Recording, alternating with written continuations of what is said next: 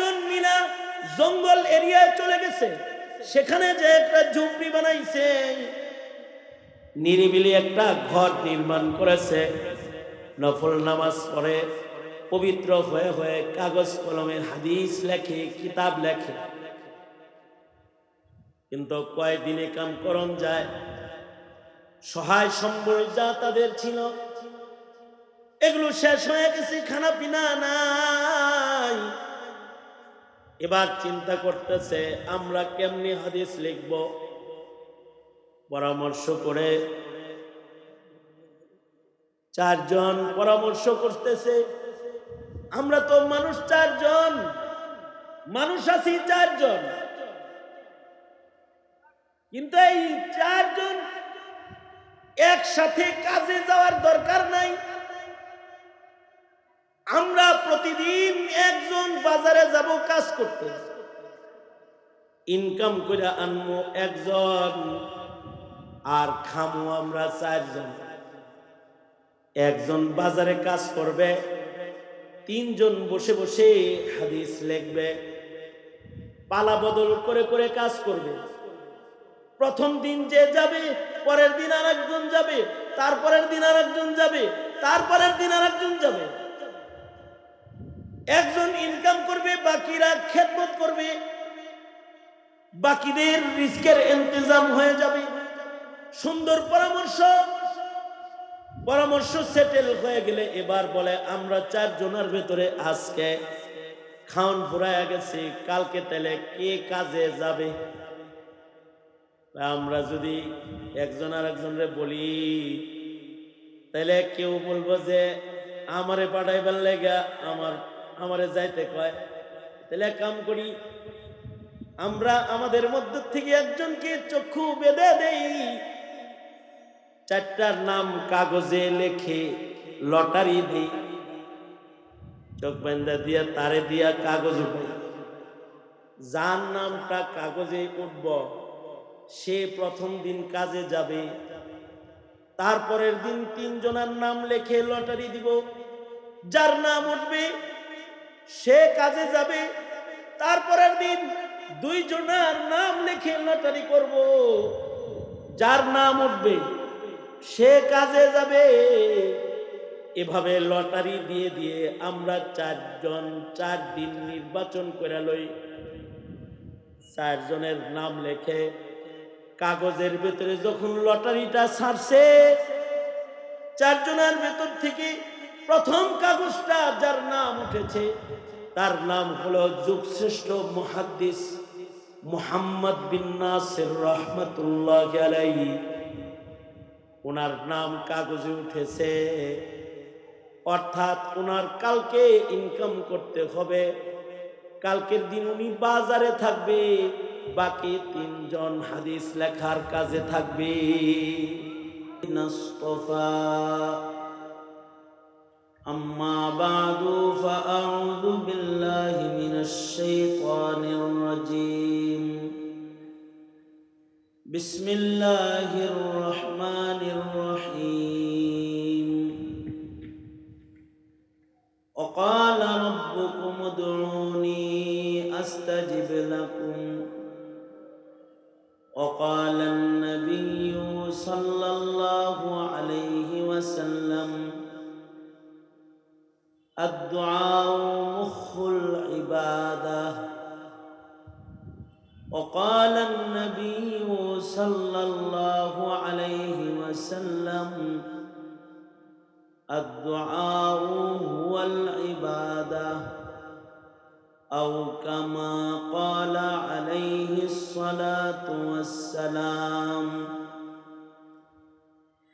اللهم صل على محمد وعلى آل محمد كما صليت على إبراهيم وعلى آل إبراهيم إنك حميد مجيد.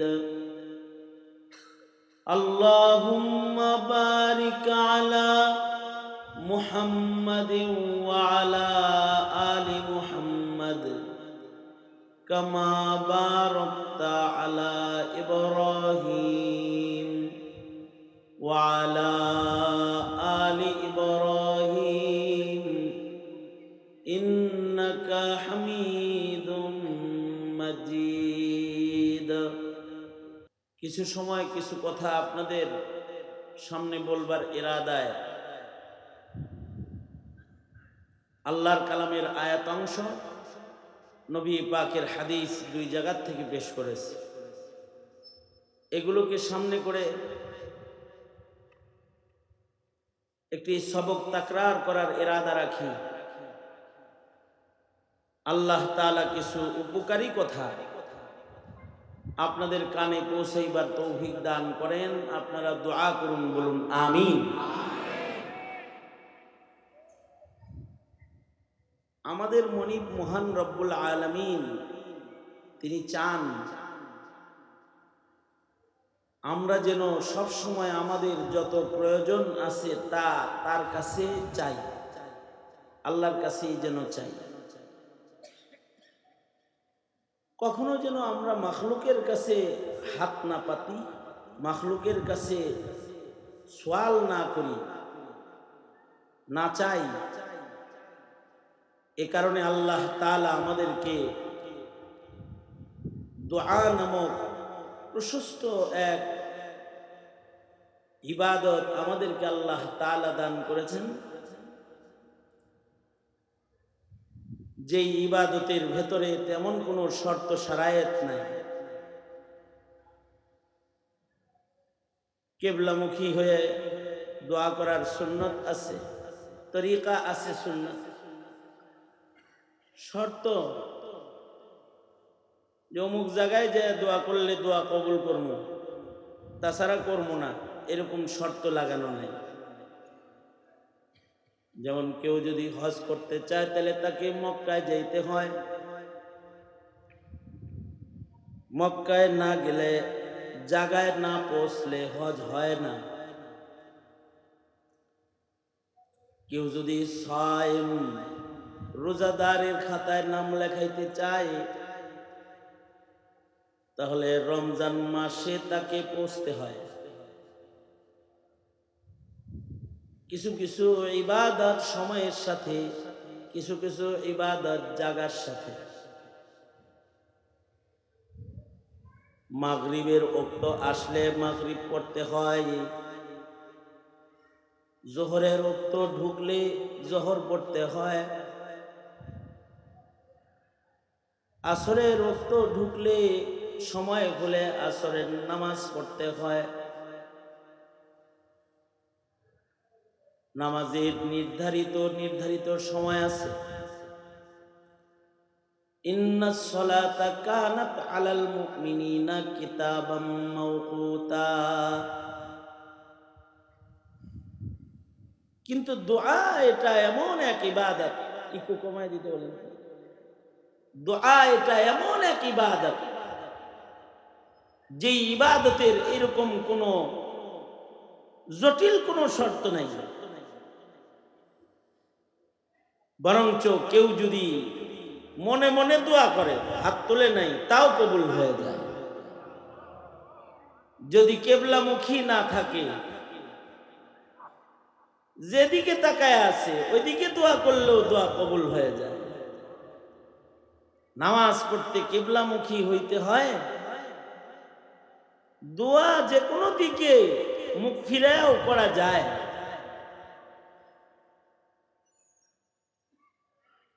ওযুর হালতেও করলে আফজাল হয়, ওযু ছাড়াও করা যায়। গায়ে পোশাক থাকুক আর না থাকুক, জামা গায়ে থাকলেও হয়, না থাকলেও দোয়া করন যায়। এমনকি যখন নামাজ পড়া যায় না তখনও দোয়া করা যায়। মহিলার ঋতুস্রাব চালু হয়েছে, তো নামাজ নাই, রোজা নাই, কাবার তওয়াফ নাই, কিন্তু দোয়ার দরজা খোলা আছে। উক্ত হয়ে গেলে সে হাত তুলে কিবলামুখী বসে বসে আল্লাহর কাছে দোয়া করতে থাকবে। আল্লাহ তাআলা এই ইবাদতটা তার জন্য নিষিদ্ধ করেন নাই। এমনকি দোয়ার ভেতরে লৌকিকতা মঞ্জুর।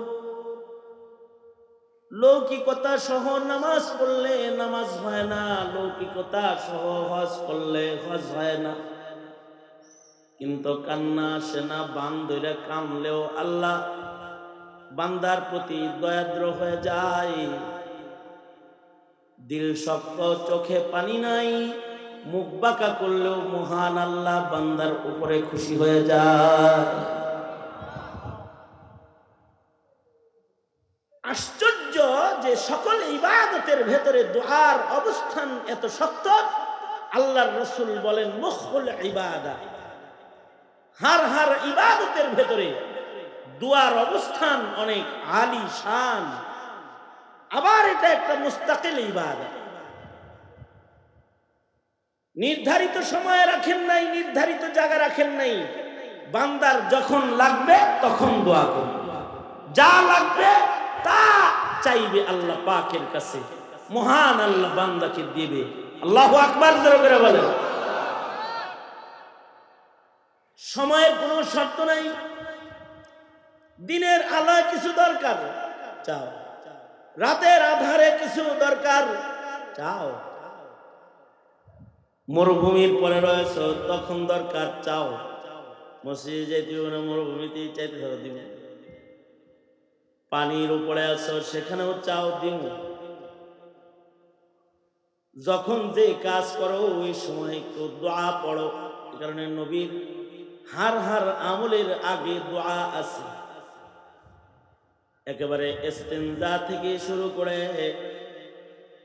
ইবাদত পর্যন্ত মানব জীবনের এমন কোনো কাম নাই যে কামের সাথে দোয়া নাই। আল্লাহর কাছে দোয়া বড় পছন্দের। কারণ বান্দা যখন দোয়া শুরু করে দেয়, তখন দোয়া নামক ইবাদতের মাধ্যমে বান্দা আর আল্লাহর মাঝখানের সকল হিজাব সরে যায়। এবার বান্দা সরাসরি আল্লাহর সাথে কথা কয়, মাঝখানে আর কোনো হিজাব নাই। এ কারণে এই দুনো হাত উপরে তুলেন তো, সোজা করেন, আঙুল খুলেন, নাড়াচাড়া দেন, জবান খুলেন, আওয়াজ করে বলুন সুবহানাল্লাহ। আর জোরে আওয়াজ নাই? আছে জমা? জোরে বলেন সুবহানাল্লাহ, আলহামদুলিল্লাহ, লা ইলাহা ইল্লাল্লাহ। আওয়াজ করে উঁচু স্বরে বলেন আল্লাহু আকবার। আজকে কেউ বলবে না আস্তে কও, জোরে বলেন আল্লাহু আকবার। এখন আর আল্লাহু আকবার নারায়ে তাকবীর অপছন্দ করার যারা ছিল, এগুলো সব হিজরত করছে। বনে জঙ্গলে, নদীর উপরে, খালের উপরে, বিলের উপরে, কলার পাতায় আর নৌকার পরে অথবা বিদেশের ঘরে বসবাস করতেছে। সুতরাং জোরে আওয়াজ করে বলেন আল্লাহু আকবার, জোরে জোরে বলেন মাশাআল্লাহ। এই যেমন আমার দিকে ছিলেন, আমি তো আসলে ওয়াজ করব এই জন্যই আসি নাই। আমাকে যখন আমার মুরব্বী আশিকে মুস্তাফা দামাত বারকাতুহুম উনি ডাক দেন, ওনার হুকুম পালন করতে আসি। আর এখন আমাকে বসাইছেন, হুকুম করছেন ওয়াজ করতে, তাই ওনার হুকুম তামিল করতেছে। ওয়াজ ইনশাআল্লাহ আমার দোস্ত শোনায়া দিবে, হাসান জামিল। ওয়াজও সুন্দর, বড় সুন্দর সুন্দর কথা বলবে, নামও যেমন কামও এরকম। আমি যে একটা সবক আপনাদেরকে আলোচনা করতেছি, একটা ইবাদতের আগ্রহ আপনাদের ভেতরে যেন আসে, এজন্য মনোযোগ আকর্ষণ করতেছি। তার মানে হলো আমি এত সময় ভরে যেটা বুঝাইতে চাইলাম, দোয়া নামক ইবাদতকে এত সহজ করে, এত দামি করে, এত মূল্যবান করে আল্লাহ তাআলা মানুষকে দেওয়ার অর্থ কি? অর্থ হলো এই যে আমার দরজাটা এত প্রশস্ত খুলে রাখলাম, যখন তখন যেখানে সেখানে যা তোর লাগবে সব তুই চাবি, আমার কাছে চাবি। অর্থাৎ মহান আল্লাহ পছন্দ করেন না বান্দা তার কোনো প্রয়োজন মানুষের কাছে বলুক, মানুষের কাছে চাক। বান্দার যদি কিছু দরকার হয়, ইদা সাআলতা ফাসআলিল্লাহ, আল্লাহর রাসূল বলেন তোমার যদি কিছু লাগে, তুমি যদি কিছু চাও, তবে সেটা আল্লাহর কাছে চাও। চাবো কার কাছে? আরো জোরে চাবো কার কাছে? আল্লাহর কাছে। যা দরকার সব চাবো তার কাছে, যার কাছে সব আছে, যিনি সব দেওয়ার ব্যাপারে সক্ষম।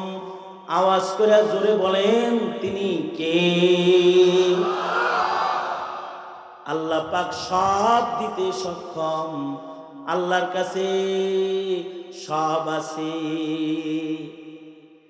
এ কারণে হাকিমুল উম্মত মুজাদ্দিদুল মিল্লাত শাহ আশরাফ আলী থানভী রহমাতুল্লাহি আলাইহি তিনি বলেন, তোমার যদি জুতার ফিতা ছিঁড়া যায়, এটাও আল্লাহর কাছে চাও যে আল্লাহ আমার জুতার ফিতা ছিঁড়া গেছে, এটা ফিতা দেন। কার কাছে চাইবে? তোমরা মনে মনে ভাবতে পারো যুব সমাজ যারা, হুজুর এটা কি বলেন, জুতার ফিতা আল্লাহর কাছে চাও কেন? আমার পকেটে টাকা আছে, দোকানে জুতা আছে, গেলে নতুন কিনা আনতে পারি, এটা চাওয়ার দরকার কি আছে? হ্যাঁ, এটাও আল্লাহর কাছে চাওয়ার দরকার এজন্য আছে। পকেটে টাকা থাকলে আর জুতার দোকানে জুতা থাকলে জুতা পায়ে দেওয়া যায় না। যদি না পা সক্ষম পা না হয় জুতা পরার, অথবা যদি পাটা তোমার দেহের সাথে থাকে তাইলে পড়তে পারবে। জমিনে বহুত মানুষ আছে যাদের পকেটে টাকা আছে, দোকানে জুতা আছে, কিন্তু জুতা কেনার জরুরত তাদের নাই। কারণ জুতা যে পায়ে লাগাইব এটা আল্লাহ কাটতে লয়ে গেছে। আছে না নাই? জোরে আওয়াজ করে বলেন, আরো জোরে বলেন, আছে না নাই? বহুত মানুষ এমন আছে যার পা আছে কিন্তু তার পা অচল, এ পায়ে সক্ষম অবস্থায় দাঁড়াইবার শক্তি তার পায়ে নাই, প্যারালাইসিস হয়েছে। এ পায়ের শক্তি নিছে কে? শেখ হাসিনা। কি কথা বলেন না? কে নিছে? খালেদা জিয়া? কোন নেতা নিছে? নেতার পায়ের শক্তি নিছে কে? জোরে আওয়াজ করে বলেন, আল্লাহ নিছে। আল্লাহ যদি চান কারোর পা ভালো রাখেন, যদি চান পা অচল করে দেন। ঘর থেকে বের হয়েছে পা সহ, বাড়ি ফেরত আসছে পা ছাড়া, রাস্তায় রোড অ্যাক্সিডেন্টে পা কাটা গেছে, বাড়ি থেকে পা নিয়ে গেছে, ঘরে পা ছাড়া ফিরছে। এমন দৃষ্টান্ত আছে না নাই? তার দেওয়া পা আবার নিয়ে গেল কে? এ পায়ের মালিক যিনি, সে। ঠিক কিনা? পায়ের মালিক কে? জোরে আওয়াজ করে বলেন। চোখের মালিক কে? হাতের মালিক কে? আপনার আমার মালিক কে? আল্লাহ। আপনার আমার সব কিছুর মালিক তিনি। তাই পকেটে টাকা অথবা দোকানে জুতা থাকলে বড়াই করার কিছু নাই। হযরত থানভী বলেন, তোমার এই জুতার ফিতাটাও তুমি আল্লাহর কাছে চাও, এটাও আল্লাহর কাছে চাও। আর আল্লাহর কাছে চাইবা না কেন? আল্লাহর চাইতে কাছে তো তোমার কেউ নাই। তোমার সবচেয়ে নিকটে যিনি, তিনি হলেন আল্লাহ। ওয়া নাহনু আকরাবু ইলাইহি মিন হাবলিল ওয়ারিদ। আপনার আমার শাহরগ, ঘাড়ের এ শাহরগ যতটুকু নিকটে, আপনার আমার আল্লাহ তার চেয়ে বেশি নিকটে। আল্লাহু আকবার, জোরে করে বলেন। সবচেয়ে বেশি নিকটে কে? আরো জোরে বলেন কে? সবচেয়ে বেশি নিকটে, যে দরকার হইলে তো তার কাছেই চাইবা, দূরের কাছে চাইলে তো পরে পাইবা, আর কাছে যিনি তার কাছে চাইলে আগে পাইবা। তার চাইতে বড় কথা হলো আমি যার কাছে যা চাবো তার কাছে তা থাকতে হইব। আমার যতটুক দরকার ততটুক থাকতে হইব। ভাই টাকা 5,000 ধার দেন, নাই 1,000 নিতে হারস।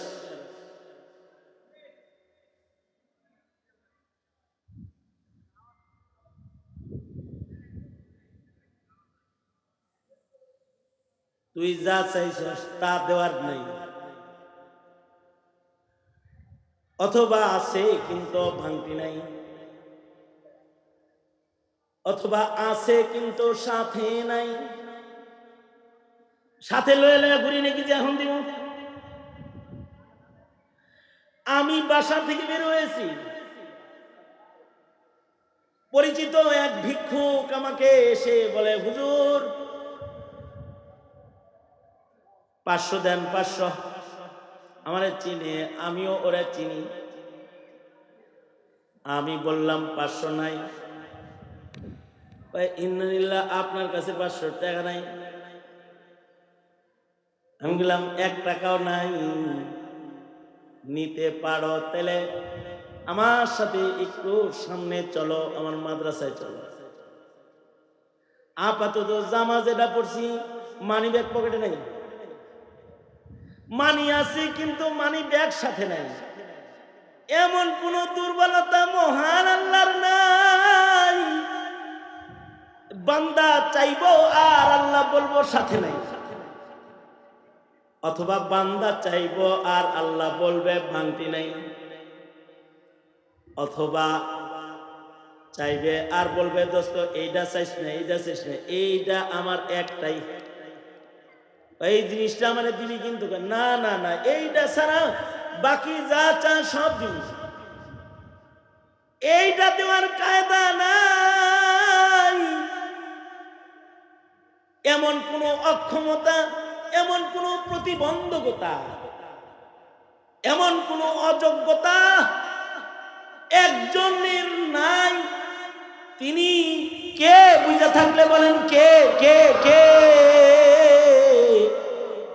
তার এমন কোন অযোগ্যতা অক্ষমতা নাই। তিনি সুবহান, সকল অযোগ্যতার থেকে তিনি পাক, পুত পবিত্র, তার কাছে সব আছে। কত আছে, কত আছে, কি পরিমাণ আছে? ইমামে গাজালি রহমতুল্লাহ আলাইহি বলেন, ইমাম গাজালি রহমতুল্লাহ আলাইহি বলেন, সারা পৃথিবীর সব মানুষ, সকল ইনসু জিন সবাই মিলে যদি আল্লাহর কাছে একসাথে কিছু চায়, আল্লাহর রিজার্ভ ফান্ড এত ছোট না, আল্লাহর খাজানা এত ছোট না যে একবার দিলেই ফুরায় যাবে। সবাই মিলে একসাথে যদি আল্লাহর কাছে চায়, আর আল্লাহ যদি সবার চাওয়া এটা টাইম একসাথে মুহূর্তের ভিতরে সবার চাওয়া যদি আল্লাহ তাআলা পূরণ করে দেয়, তাতেও সাগর থেকে সূচের মাথায় করে পানি উত্তোলন করলে যতটুকুন হবে, আল্লাহর খাজানা থেকে সকল ইনসু জিনকে দেওয়ার পরেও অতটুকুনো কমবে না।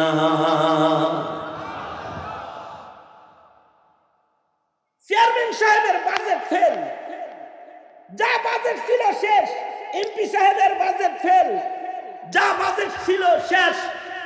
মন্ত্রীর বাজেটও ফেল, যা ছিল শেষ। কিন্তু এক জায়গা বাজেট ফেল নাই, তার বাজেট থেকে নিয়ে কমানোর যোগ্যতা মাখলুকের নাই। সেই খাজানাওয়ালা তো একজন, তিনি হলেন আল্লাহ। তবে যদি তোমার কিছু চাইতে হয় তো তার কাছেই চাও। এ কারণে আল্লাহর রাসূল সাল্লাল্লাহু আলাইহি ওয়াসাল্লাম 63 বছরের জীবনে কারোর কাছে আল্লাহর নবী হাত পাতেন নাই। 63 বছরের হায়াতে চতুর্দিকে এমনি বিল্ডিং আর ও খালি কদিয়া রাখে। 63 বছরের জীবনে আল্লাহর রাসূলের সোয়াল নাই, আল্লাহর নবী কারোর কাছে ভিক্ষা করে নাই। যা দরকার সব চাইছে আল্লাহর কাছে, কারণ আল্লাহর কাছে সব আছে। এমনকি বান্দার যেটা অসম্ভব বান্দার জন্য, সেটাও আল্লাহর জন্য সম্ভব। অসম্ভব কোনো বস্তু যদি বান্দার চাওয়ার জরুরত হয়ে যায়, তো অসম্ভবকে সম্ভব বানানে ওয়ালা একজন আছে, তার কাছে যাওয়া যায়। যেমন সাহাবী যুদ্ধের ময়দানে যাইতাছে, সাহাবী দুর্বল একটা গাধার পিঠে সওয়ার হইয়া সাহাবী যুদ্ধের ময়দানে যাইতেছে। গাধার পা গর্তের ভিতরে পড়া, গাধাটা পড়ে গেছে। দুর্বল গাধা মরুভূমির ভেতরে মারা গেছে। সাহাবীর পায়ে এই শক্তি নাই, পায়ে হেঁটে সে যুদ্ধের ময়দানে যাবে। সাহাবীর কাছে দুয়ার হাতিয়ার আছে, রিওয়ায়াতে আছে সাহাবী 2 হাত তুলে আল্লাহকে বলে, আল্লাহ, আমার পায়ে হাইটা যুদ্ধে যাওয়ার ক্ষমতা আমার নাই, কিন্তু আমি যুদ্ধে যাব, শহীদ হব, গাজী হব, যুদ্ধ করব। এমন মোবারক একটা ইবাদত আঞ্জাম দিতে আমার এখন সওয়ারি দরকার। যে সওয়ারিটা ছিল এটাও লয়া গেলা, জীবিত ছিল এটারে মারা ফেলাইলা। শুধুই মাত্র জীবিতকে মারা তোমার শান না, তুমি ইউহয়ী ওয়া ইউমীত, তুমি মারো যেমন তেমন তুমি মরারে জীবিত করা জানো। ওগো আল্লাহ, তোমার কাছে আমার দরখাস্ত, আল্লাহ তুমি তোমার এই দুর্বল বান্দার মরা গাধাটাকে আবার জীবিত করে দাও। সাহাবী দোয়া করেছে, সাথে সাথে দোয়া কবুল করে আল্লাহ তাআলা মৃত গাধাকে জীবিত করে দাঁড় করায় দিয়েছে। এটাও তার জন্যই সম্ভব, আল্লাহর জন্যই এটা সম্ভব। মৃতকে জীবিত করবে। বান্দার চাওয়াটা যতটা জটিল, আল্লাহর দেওয়াটা তার চাইতে অনেক বেশি সহজ। এমন শান যার, কিছু যদি বান্দার লাগে চাইতে হয়, তাহলে বান্দা তো তার কাছেই চাইবে। সুতরাং বুঝে থাকলে এত জোরে আল্লাহর নাম উচ্চারণ করবেন, আশপাশে যত আওয়াজ আছে ওগুলো যেন আপনাদের আওয়াজে বন্ধ হয়। কার কাছে চাইতে হবে জোরে বলেন, আরো জোরে বলেন, কার কাছে চাইতে হবে? মানুষের কাছে তো চায় লাভ নেই, কারণ মানুষ অক্ষম। ছেলে লাগবে, আল্লাহর কাছে চাও, পীরের কাছে চায় লাভ নাই, কবরে চায় লাভ নাই। সন্তান লাগবে, আল্লাহর কাছে চাও, মানুষের কাছে সন্তান নাই, সুস্থতা লাগবে, আল্লাহর কাছে চাও। কোন ডাক্তারের কাছে সুস্থতা নাই, ডাক্তার নিজেই রোগী। কি কথা কন না কেন? সে নিজেই রোগী। মানুষ নিজেই অক্ষম, সে তোমাকে দিবে কি? তাই তোমার যা দরকার তুমি সব চাইবে আল্লাহর কাছে, কারণ আল্লাহর শান, আল্লাহ পাক সক্ষম। আল্লাহর শান হলো আল্লাহ পাক সক্ষম। ওয়া হুয়া আলা কুল্লি শাইইন কাদির, এটা আল্লাহর শান। অক্ষমতার দুর্বলতা আল্লাহ পাকের নাই। অক্ষম হইল মানুষ, মাখলুক অক্ষম আর খালেক সক্ষম। মাখলুক অক্ষম, সক্ষম একজন, তিনি আমার আল্লাহ। আমিও অক্ষম,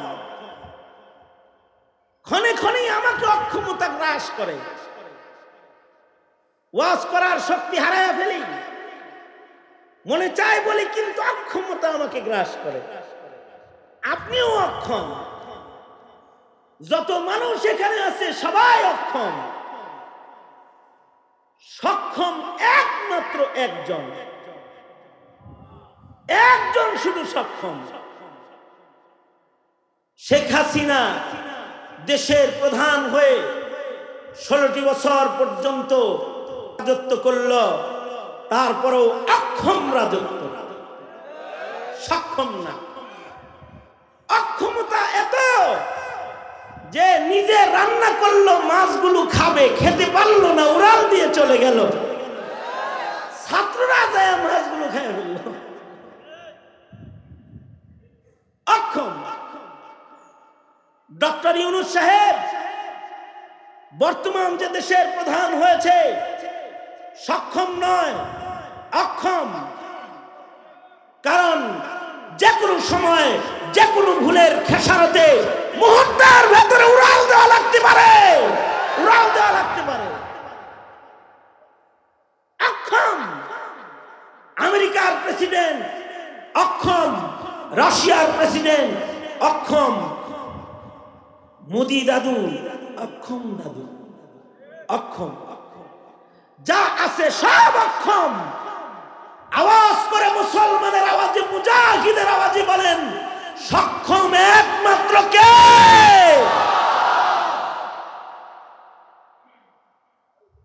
বান্দার অক্ষমতা এটা বান্দার দুর্বলতা না, এটা বান্দার একটা শান। বান্দা যদি অক্ষম না হয় তাহলে তো বান্দা বান্দাই হইব না। সারাপা আজজি হোনে, सरापा आजजी होने ने बंदा कर दिया हमको, वगरना हम खुदा होते जो दिल बे आरज़ू होता। सरापा आजजी होने ने बंदा कर दिया हमको, वगरना हम खुदा होते जो दिल बे आरज़ू होता। এই অক্ষমতার কারণে আমরা বান্দা, আর সক্ষমতার কারণে তিনি স্রষ্টা আল্লাহ। সক্ষমতার কারণে, এ কারণে বান্দা যা চাইব সব আল্লাহর কাছেই চাইব। ছেলে মেয়ে দরকার, আল্লাহর কাছে চাইব। আজব মালিক, তার ছেলে মেয়ে দিতে যৌবনও লাগে না।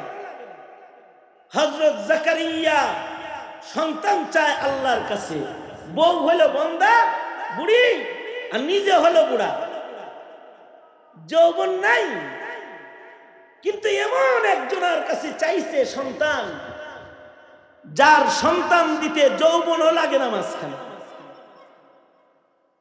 আল্লাহ তাআলা হযরত জাকারিয়াকে বলে, আমার কাছে যেহেতু চায়া ফেলছ, যাও, দুর্বল কিছু দিব না, পয়গম্বর বাচ্চা দিব, পয়গম্বর। আল্লাহু আকবার জোরে বলেন। মেয়ে দিব না, ছেলে দিব, ছেলে। ইন্নী নুবাশশিরুকা বিগুলামিন ইসমুহু ইয়াহইয়া, নামকরণ করে দিলাম। চাইছো আমার কাছে, ইয়াহইয়া নামী সন্তান তোমাকে দিলাম। দুইজন নবীকে আল্লাহ তাআলা বাচ্চা বয়সে নবুয়ত দান করেছেন, তাদের ভেতরে একজন হযরত ইয়াহইয়া আলাইহিস সালাম, যাকে 4 বছরে আল্লাহ তাআলা নবুয়ত দান করেছেন। দিছেন কে? খাজা বাবা না, দিছেন কে? জোরে আওয়াজ করে বলেন। আল্লাহ তাআলা দিলেন, আল্লাহ তাআলা দিলেন। হযরত মরিয়মকে আল্লাহ তাআলা সন্তান দিলেন, বিয়াও লাগলো না। মরিয়মকে বলে, মরিয়ম তোমার সন্তান দিতেছে আল্লাহ। কেমনি সন্তানের বাবা? আমারে কোনো পুরুষ স্পর্শ করে নাই, পুরুষের স্পর্শ লাগবে না, আল্লাহ দিবে তাই হবে। আল্লাহ তাআলা সন্তান দিতে পুরুষের স্পর্শ লাগে না।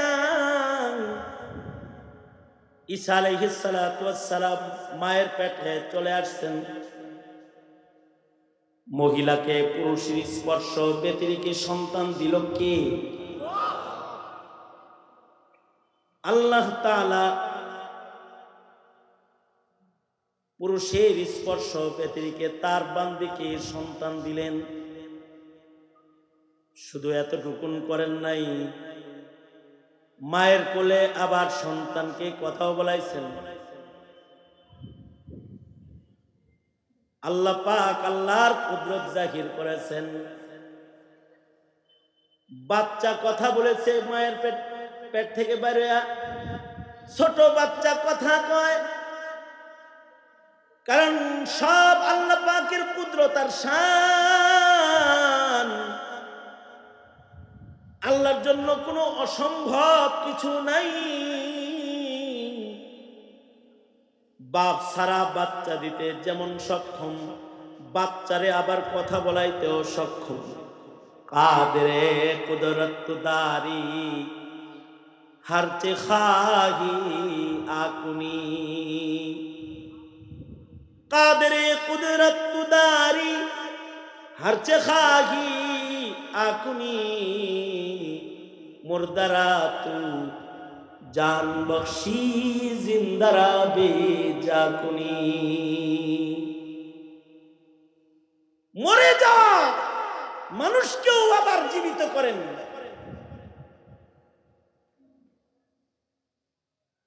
হযরত উযাইরকে আল্লাহ তাআলা 100 বছর পরে জীবিত করলেন। মাটির সাথে মিশে গেছে, তাকে জীবিত করেছেন। এ কারণে দুনিয়ার স্বাভাবিক নিয়মের বাইরেও যদি বান্দা কিছু চায় আল্লাহর কাছে, তো আল্লাহ ওইটা তাকে দিয়ে দেয়। যে ইবাদতটার মাধ্যমে দেয় ওই ইবাদতের নাম হইল দোয়া। রিজিক দরকার বান্দার, এমন রিজিক দিবে দোয়া করলে কল্পনায় নাই, হিসাবে নাই, বেহিসাব দিবে, অকল্পনীয় পন্থায় দিবে। কারণ অকল্পনীয় পন্থায় রিজিক দেওয়ার ক্ষমতা আল্লাহর আছে। এ কারণে কারোর যদি টাকা পয়সা লাগে তাও আল্লাহর কাছে চাইবো, রিজিক লাগলে আল্লাহর কাছে চাইবো। অফিস সামাই রিজকুকুম, আল্লাহ পাক আসমানে বান্দার রিজিক রেখেছে, বাজেট আসমান থেকে আল্লাহ তাআলা বান্দাকে দেয়, বান্দা খায়। সুতরাং খাওন দরকার, বলবো আল্লাহ খাওন দেন। ময়দানে তিহে যেমন বলতো খাওন দেন, আর সাথে সাথে আল্লাহ খাওয়ান দিত। মান্না সালওয়া আসতো, মাধ্যম ছাড়া আইতো। বান্দার রিজিক দরকার তো আল্লাহর কাছে রিজিক চাইবি। রিক্সায় উঠছি, মাদ্রাসার সামনে যে নামছি, রিক্সাওয়ালারে সকালবেলায় টাকা দিছি। রিক্সাওয়ালা টাকাটা হাতে লইয়া চুমা খায় আর হ্যান্ডেলের ভিতরে ছোঁয়ায়। হাত ধরে বললাম, কিরে টাকা দিলাম আমি, তুই হ্যান্ডেলে ছোঁয়াস কে? হ্যাঁ মানে কয়, হুজুর এই রিক্সা রিজিক, রিজিক, এটা রিজিক। নাউজুবিল্লাহ। কই রিক্সা আছে দেখে কয়টা পাই খাই, এইটা নাই তো না খায় থাকুন লাগবে। এই জন্য একটু ইজ্জত করি, ইজ্জত করি। হায় রে বুঝ, যার যার বুঝ, এক একজনের বুঝ আল্লাহ তাআলা এক এক রকম দান করেছেন। সে রিক্সাকে রিজিক দাতা মনে করতেছে, এজন্য এটারে চুমা খাইতেছে। বলুন তো রিজিক কি রিক্সায় দেয় না আল্লাহ দেয়? জোরে আওয়াজ করে বলেন, রিজিক দেন কে? রিজিক কি চাকরিতে দেয় না আল্লাহ দেয়? ব্যবসায় দেয় রিজিক, ব্যবসায় না আল্লাহ দেয়? রিজিক আল্লাহর খাজানার জিনিস। যার যত রিজিক দরকার সব চামু কার কাছে? জোরে বলে, যার যা দরকার রিজিক, কত লাগবে রিজিক সব আল্লাহর কাছে আছে।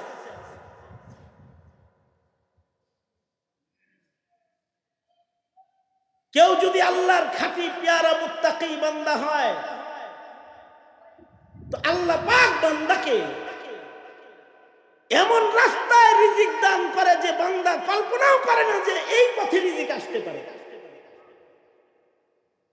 বাংলাদেশে 40,000-এর উপরে মাদ্রাসা আছে, শুধু বোর্ডভুক্ত। এই হাজার হাজার মাদ্রাসায় লক্ষ লক্ষ তালবে ইলম আছে, লক্ষ লক্ষ শিক্ষক আছে, কোটি কোটি তালবে ইলম আছে। এই এরা যে মাদ্রাসায় খায় থাকে, মুহতামিম সাহেবকে জিজ্ঞাসা দেখেন, আগামী সপ্তাহ অথবা আগামী কালকের বাজেট ওনার নাই। অফিস সামাই রিজকুকুম, 550 ছেলে ওরা বোর্ডিংয়ে খাবে, কেমনে খাবে মুহতামিম সাহেবের জানা নাই। কারণ মুহতামিম সাহেবের ইয়াকিন আছে ওদের খাওয়াইবেন একজন, তার নাম কি? জোরে বলেন।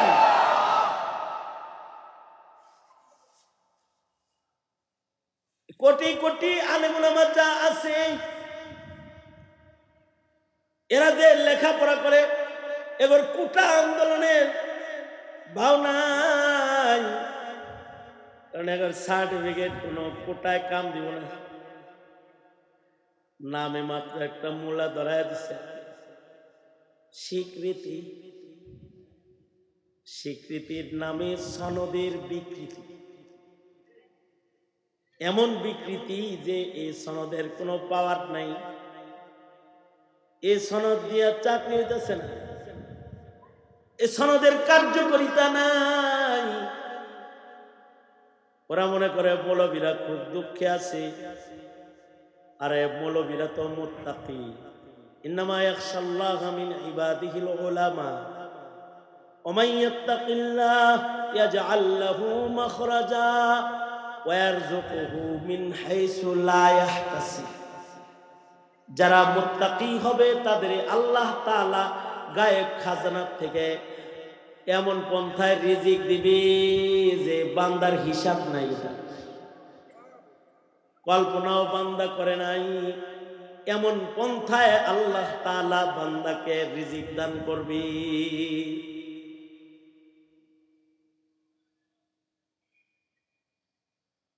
রিজিক ও দুআর মাধ্যমে আল্লাহ আল্লাহর রাসূল চাওয়া শিখাইছেন। সাহাবায়ে কেরামের রিজকের অভাব হলে দোয়া শুরু করে দিতেন।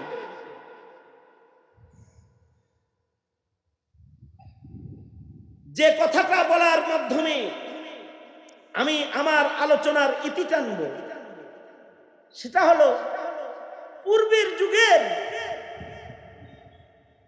4 জন মুহাদ্দিস ছিল মিশরে, মুহাদ্দিস যারা লক্ষ লক্ষ হাদিসের হাফিজ, লাখ লাখ হাদিস তাদের সিনার ভেতরে আছে। এরা সবাই ইরাদা করল, যেমন জমানার যত মুহাদ্দিস, ইমাম বুখারী, ইমাম মুসলিম, ইমাম আবু দাউদ, ইমাম তিরমিজি, এই যে পাগড়ি পরানো হলো, যে এই কিতাব অস্তিত্বে আসতো না যদি এই ইমামরা তাদের সিনার হাদিসগুলো কাগজে লিখে না কিতাব তৈরি না করতেন। এই খিদমাত বুজুর্গরা এভাবেই আঞ্জাম দিয়েছেন। সিনায় তো আছে লাখ লাখ, লেখছে মাত্র কয়েক হাজার, কারণ কাগজও কম, কলমও কম, গিগাও নাই, কম্পিউটারও নাই, সফটওয়্যারও নাই, সিনার ভিতরে ইলম আছে। যদি এটাকে কাগজে আনতে চায়, কখনো পাথরের উপরে লিখে যায়। এখানে আমাদের আকাবিরদের জেলখানা, ওনারা ওনাদের সিনার ইলম জেলখানার দেয়ালে লিখে গেছেন। ওনাদের মৃত্যুর পরে ওনাদের ছাত্ররা উস্তাদের ইলম সংগ্রহের জন্য জেলখানার ভিতরে ঢুইকা দেখে যে উস্তাদ জেলখানার দেয়ালে দেয়ালে ইলমের ভান্ডার লটকায় রেখে গেছে। আল্লাহু আকবার, জোরে করে বলেন। এক সময় পাথরের উপরে লেখা হতো যখন কাগজ নাই, কাঠের উপরে লেখা হতো, কাগজ নাই। আমরা আমাদের দাদা বাবার কাছে গল্প শুনেছি, কচুর পাতায় ওনারা অঙ্ক শিখত, কলা পাতার ভেতরে আইকা আইকা অঙ্ক শিখত, কারণ খাতা নাই, পাতা নাই। এখন না জমানা ভিন্ন, যে খাতা পাতার অভাব নাই, অনেক খাতা আছে, অনেক পাতা আছে। কিন্তু একটা জমানা ছিল যখন খাতা নাই, পাতা নাই। ওই সময়ের মুহাদ্দিসরা যদি হাদিস না লিখত, তাইলে দাওরায়ে হাদিস মাদ্রাসা নির্মিত হতো না। মিশরের 4 মুহাদ্দিস এরা নিয়ত করল যে আমাদের সিনায় যা ইলম আছে আমরা এগুলোকে খাতায় লিখব, কিতাব আকারে উম্মতের কাছে দিয়ে যাব। এই নিয়ত করল। কই বৈশা কাম টান দেওয়া যায়, ধ্যান খেয়ালের সাথে, খুশু খুজুর সাথে। আগের জমানার মুহাদ্দিসদের লেখার নিয়ম ছিল, যেমন ইমাম বুখারী রাহমাতুল্লাহি আলাইহি একটা হাদিস লেখার আগে তিনি গোসল করতেন, 2 রাকাত নামাজ পড়তেন, মুরাকাবা করতেন, নবী পাকের সাথে দিদার হয়ে যেত, নবীজিকে শোনাইতেন সবক। তারপরে পাক বদনে, পাক কাপড়ে, ওযুর হালতে মুসাল্লার পরে বসে তারপরে হাদিস লিখতেন, কারণ তাদের কাছে হাদিসের দাম ছিল। এই জমানার মুসলমানের কাছে হাদিসের দাম নাই। এ কারণেই 17 কোটি মুসলমানের মাটিতে মুনকিরে হাদিসকে শিক্ষা কমিশনে জায়গা দেওয়ার হিম্মত উপদেষ্টারা করছে। ঠিক বললেও ঠিক, না বললেও ঠিক, বেবলার মতো বয়ে থাকতো, বুঝো তো নাই। এরা যে মুনকিরে হাদিসকে বসাইবার সাহস করলো, কারণ বাঙালি মুসলমান তো 17 কোটি আছে, কিন্তু 17 কোটির ভেতরে হাদিসের মর্যাদা বুঝার মুসলমান কম। সঙ্গত কারণে হাদিসের উপরে আঘাত করার সাহস পেয়েছে। বহু বুদ্ধিজীবী আছে যারা হাদিসের পড়াশোনাকে পড়াশোনাই মনে করে না। ওদের কেউ কেউ আছে ওরা হাদিস অস্বীকার করে। নাউজুবিল্লাহ, আরো আস্তে করে নাউজুবিল্লাহ। কোরআন অস্বীকার করলে যেমন বেঈমান, হাদিস অস্বীকারীরা বেঈমান। কারণ নবীর হাদিস যেগুলো আছে এগুলো নবীর নিজের কথা না। মা ইয়ানতিকু আনিল হাওয়া, নিজের থেকে নবীজি কিছু বলে না। নবীজি যা কিছু বলে সব বলে যা আল্লাহ বলে, রাসূল তা বলে। নবীর কথাটা বস্তুত আসলে আল্লাহর কথা।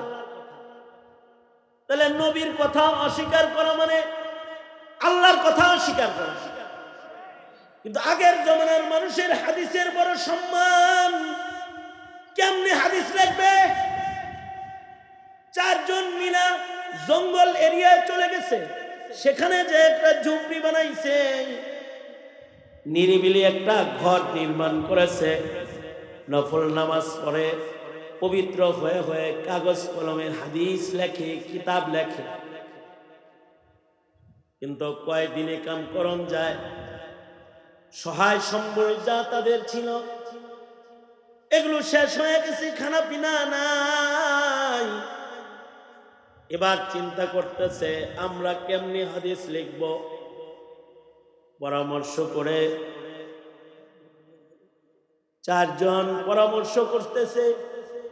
আমরা তো মানুষ 4 জন, মানুষ আছি 4 জন, কিন্তু এই 4 জন একসাথে কাজে যাওয়ার দরকার নাই। আমরা প্রতিদিন একজন বাজারে যাব কাজ করতে, ইনকাম করে আনবো একজন, আর খামো আমরা 4 জন। একজন বাজারে কাজ করবে, 3 জন বসে বসে হাদিস লিখবে। পালা বদল করে করে কাজ করবে।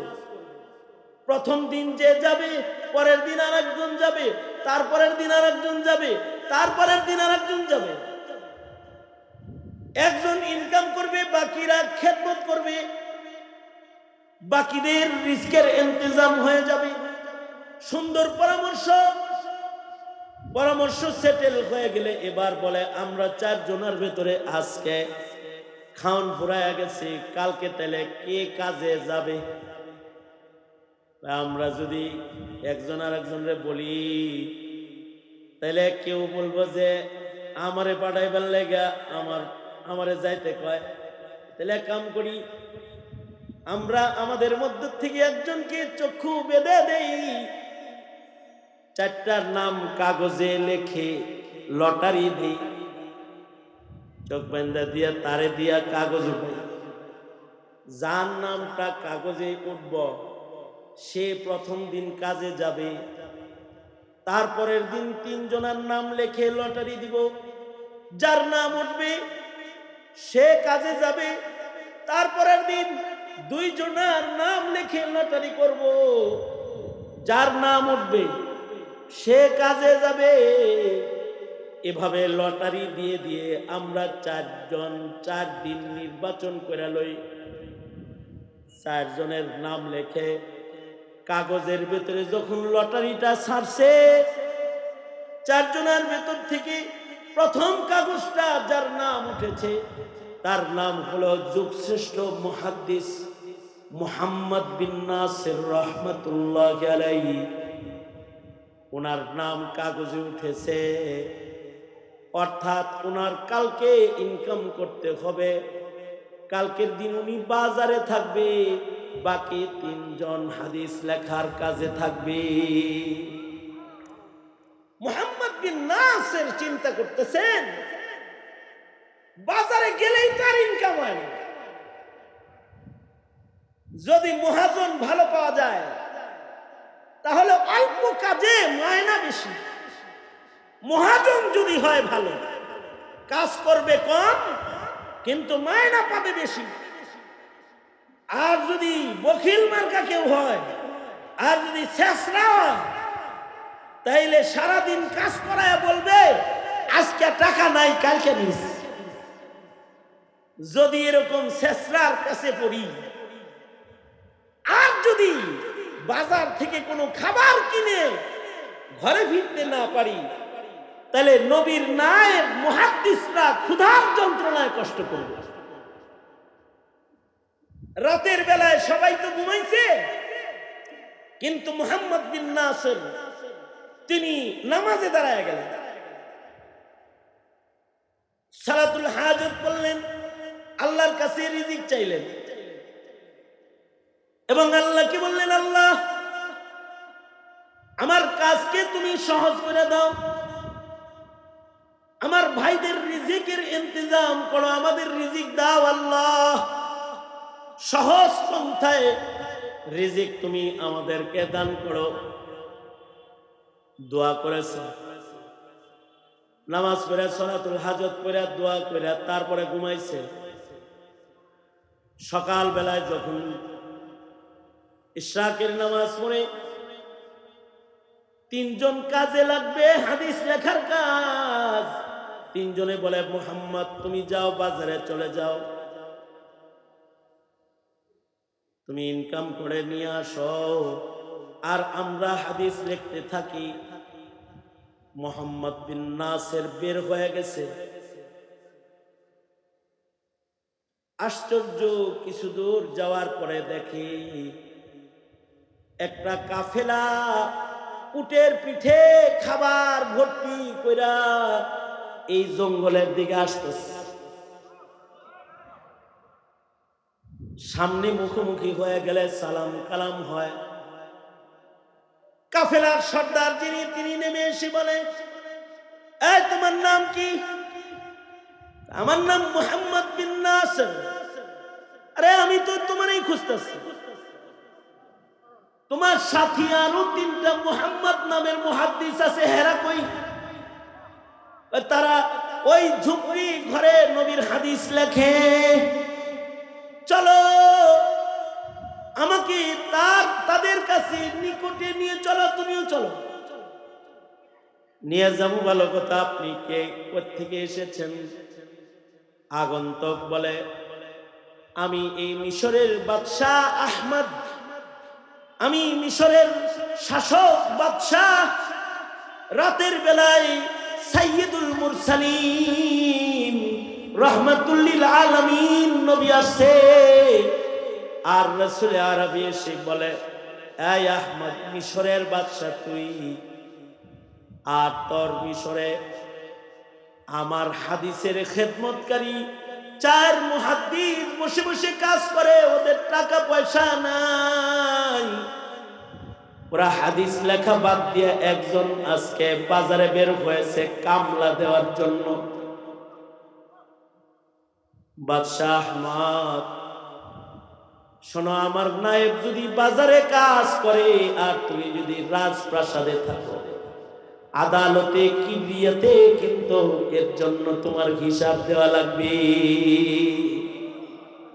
এই কারণে স্বপ্ন যোগে নবীজি ধমকি দিছে, দেখি দেখানা খাওয়ান লয়ে আইছি, ঝুপড়ি কর না, ঝুপড়ি কর না, নবীর হাদিস লিখবা, উন্নত ঘর আমি বানায় দেব, তোমরা হাদিস লিখবে আর আমি তোমাদের খেদমত করব। তোমরা হাদিস লিখবে আর আমি তোমাদের খেদমতে লেগে যাব। এটা হলো আমাদের আকাবিরদের হাল, যে তারা ইলমে দ্বীনের জন্য যখন নিজেকে উৎসর্গ করে দেয়, ওয়ারযুকুহু মিন হাইসু লা ইয়াহতাসিব, আল্লাহ তাআলা এমন পন্থায় রিজিক পাঠায় দেয় যে বান্দার কল্পনাও নাই। গোপনে এসে আশেকা মুস্তাফা সাহেব হুজুরের কাছে টাকার বান্ডিল দিয়ে কয়, হুজুর আমি দিছি, কাউরে কয়েন না, নবীর নায়েব করে খেদমত কইরে।